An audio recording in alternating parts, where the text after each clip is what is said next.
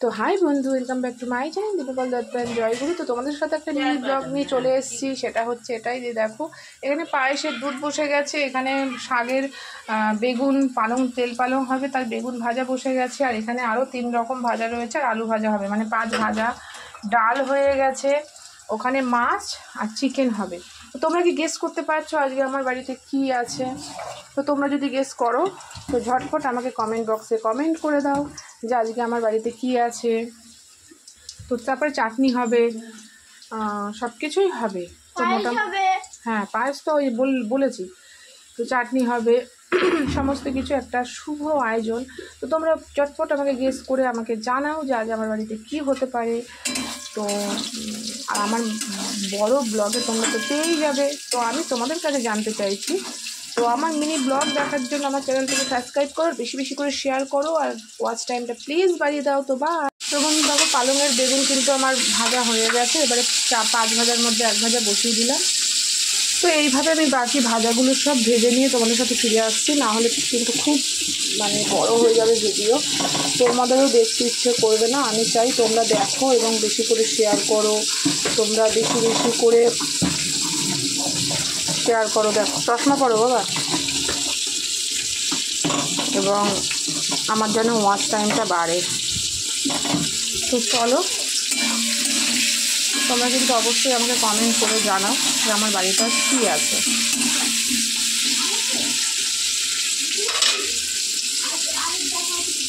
তো বন্ধু দেখো, দেখো আলু ভাজা, পালং শাক, 5 ভাজা সব কিন্তু রেডি হয়ে গেছে।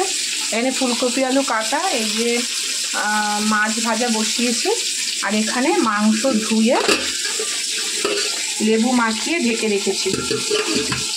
মাংসটা পরে হবে, মাছটা হবে, আর পায়েসের দুধ এখনও হচ্ছে। আমার পায়েস হতে অনেক সময় লাগে। তো ফুলকপি দিয়ে কাতলা মাছের ঝোল হবে। তো মাছগুলো আমি ভাজছি, তোমাদেরকে পরে লাস্ট মেনু দেখিয়ে দেবো কী কী রান্না হলো।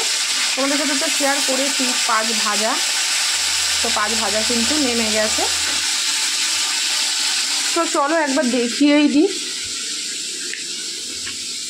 এই দেখো, 5 ভাজা আর শাক, পেঁয়াজ আলু ভাজা, পটল ভাজা, আলু ভাজা, বেগুন ভাজা, ফুলকপি ভাজা, শাক, আর এই যে ডাল, সব আখ তুলে রেখেছি। আর হচ্ছে মাছ হবে, তারপরে মাংস। তো চলো, দেখো মাছ ভেজে নামিয়ে নিয়েছি। এবারে ফুলকপিগুলো ভেজে নেব। তো তেল তো ভালোভাবেই তেতে গেছে, এবারে আমি ফুলকপিগুলো একটু ভেজে নেব।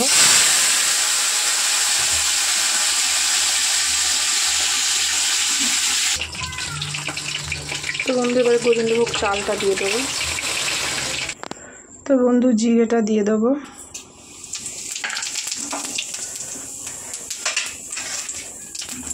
এবারে আলুটা দিয়ে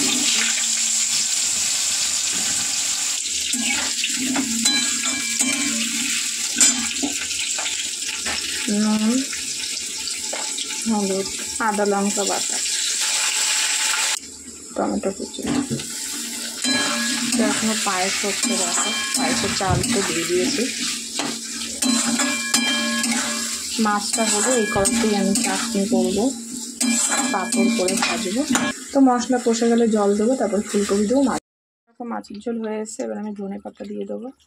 কিচ্ছু বুঝতে পারছি না নুন টুন হচ্ছে কিনা।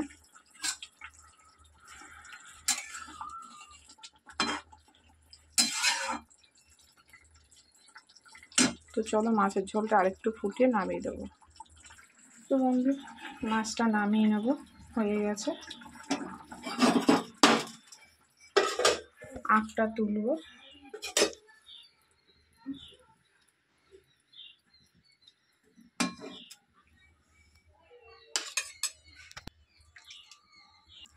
বাকি মাছের ঝোলটা থালায় ঢেলে দেবো। দেখো, এই ফুলকপি দিয়ে কাতলা মাছের ঝোল পাতলা, আর এটা আখ তুলেছি স্পেশাল মানুষের জন্য, আজকে স্পেশাল ডে। তো কি সেটা তোমরা বুঝতেই পারবে। তো চলো, এবারে আমি কড়া বসিয়ে দিয়েছি, এখানে আমের চাটনি হবে। দেখো আম কাটা রয়েছে। বন্ধু কড়াতে সামান্য একটু তেল দেবো চাটনির জন্য। চাটনিতে বেশি তেল কিন্তু লাগে না, একদম সামান্য তেল। তো তোমার দেখো সামান্য একটু সর্ষে ফোড়ন দেবে,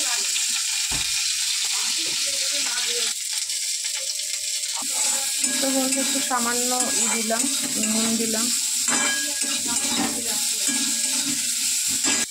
তো বন্ধু দেখো একটু জল দিয়ে দেবো সেদ্ধ হওয়ার জন্য। তো বন্ধু দেখো আমটা পুরো গলে গেছে, আর এদিকে দেখতেই পাচ্ছ আমি কিন্তু পায়েসে ঘি দিয়ে দিয়েছি, দেখতেই পাচ্ছ। তো দেখো মিষ্টি দিয়ে দিয়েছি কিন্তু, এবার কিন্তু লাল হয়ে গেছে, ঘি দিয়েছি। মিষ্টি দিয়েছিস? তো বন্ধু এই চাটনির মধ্যে অল্প একটু ভাজা মশলা দেবো, ঘরে তৈরি করা ভাজা মশলা দাও, একটুখানি দাও, দিয়ে দেওয়া হলো জাস্ট সেন্টের জন্য।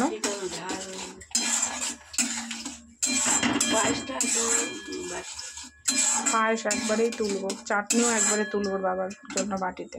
মশলা কিন্তু এটা আমি ঘরে তৈরি করেছিলাম, ভাজা মশলা, সেন্টের জন্য, সেন্ট লাগবে সেই জন্য দিয়েছি।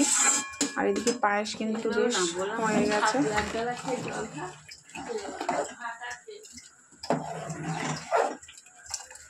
দেখো কি সুন্দর পায়েস, দুধ জমে একদম শুকিয়ে ক্ষীর করে দিয়েছে,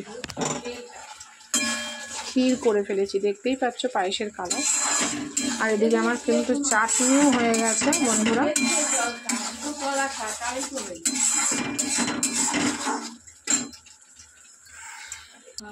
তো বন্ধু দেখো তেল দিয়ে দিয়েছি পাঁপড় ভাজবো বলে, আর এখানে পায়েস এখনো হচ্ছে। আমার পায়েস করতে গেলে আমার যে কি সমস্যা হয়ে যায়, তবে টেস্ট হয়, সবাই যখন বলে না যে পায়েসটা খুব সুন্দর হয়েছে, ভালো লাগে। সমস্ত রান্না আমার একটা উনুনে হবে, আর পায়েস হবে আর একটাতে হতেই থাকবে। দেখেছো কালার দেখো, ক্ষীর হয়ে গেছে শুকিয়ে শুকিয়ে। 3 কিলো দুধ 2 কিলো দুধে পরিণত হয়েছে। তেল গরম হয়ে গেছে, পাঁপড় ভাজবো।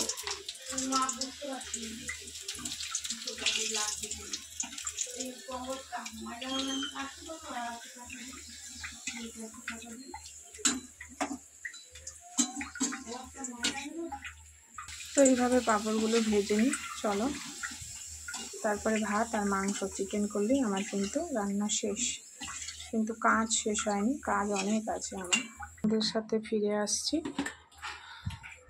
এখানেই শেষ না কিন্তু, দেখো আবারও ফিরে আসছি।